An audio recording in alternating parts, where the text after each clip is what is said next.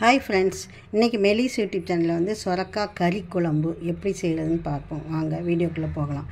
அதில் வந்து சிறு பருப்பை சொரக்காவையும் மஞ்சளையும் போட்டு நான் முதல்ல வேக வச்சு எடுத்துகிறேன்.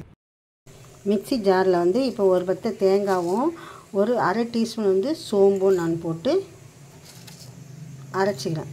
இந்த மிக்சியில் வந்து அரைச்சிட்டு வந்து உங்களுக்கு காட்டுறேன். உரப்பாக அரைச்சிட்டு வந்திருக்கேன்.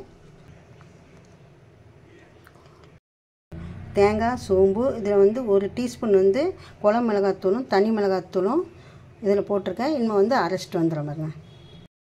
ஒரு பத்தை தேங்காய், அரை டீஸ்பூன் சோம்பு, அரை டீஸ்பூன் வந்து குழம்பு மிளகாத்தூள், அரை டீஸ்பூன் வந்து தனி மிளகாத்தூள் போட்டு நாளையும் இதில் அரைச்சி நான் வச்சுருக்கேன். இனிமேல் வந்து நம்ம குழம்ப செய்ய போகிறோம். வாங்க போகலாம். வேக வச்சு நல்லா மேஷ் பண்ணி வச்சுக்கலாம் பாருங்கள். ஒரு 3 ஸ்பூன் வந்து எண்ணெய் ஊற்றிக்கணும்.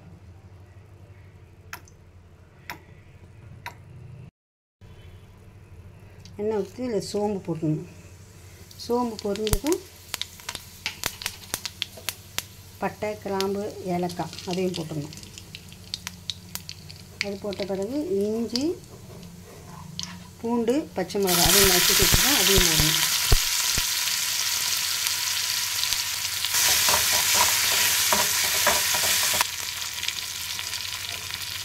இதில் கருவேப்பிலை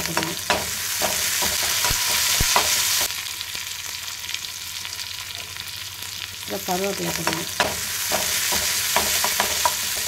என்ன செய்யணும், வெங்காயத்தை போடணும்.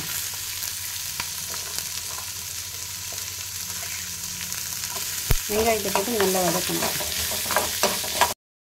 அப்புறம் பாதி தக்காளி, ஒரு தக்காளியில் பாதி தக்காளி போடணும். நிறைய தக்காளி போட்டால் நல்லா புளி பேஸ்ட் போட்டோம். அதனால் வந்து பாதி தக்காளி போட்டு நல்லா வதக்கணும். தக்காளியும் வெங்காயம், பச்சை மிளகாய், பூண்டு, இஞ்சி எல்லாம் நல்லா வதங்கிடுச்சு. இப்போ வந்து இந்த மசாலா வந்து இதில் எடுத்து வைக்கணும். நல்லா கிண்டணும். நல்லா கறி குழம்பு வாசனை வரும்.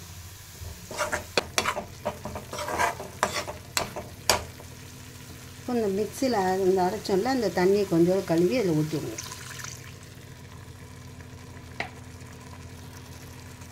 இந்த மாதிரி வாசனையும் அடிக்குது.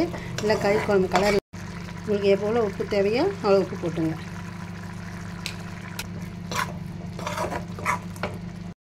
இந்த மசாலா வந்து என்ன செய்யணும், இந்த பருப்பில் ஊற்றிடணும்.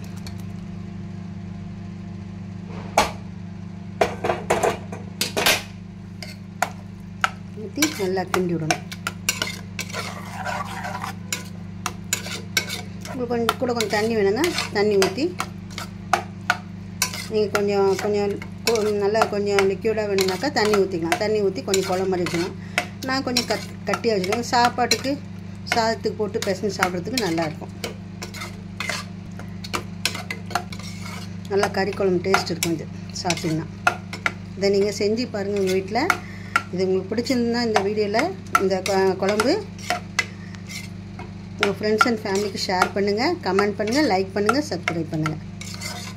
அவ்வளோ தொக்கு மாதிரியும் யூஸ் பண்ணிக்கலாம். கூட கொஞ்சம் தண்ணி ஊற்றினா குழம்பு மாதிரி யூஸ் பண்ணிக்கலாம். ஒரு அப்பளம் வச்சு பொரித்து சாப்பிட்டா நல்லா டேஸ்ட்டாக இருக்கும் குழம்பு.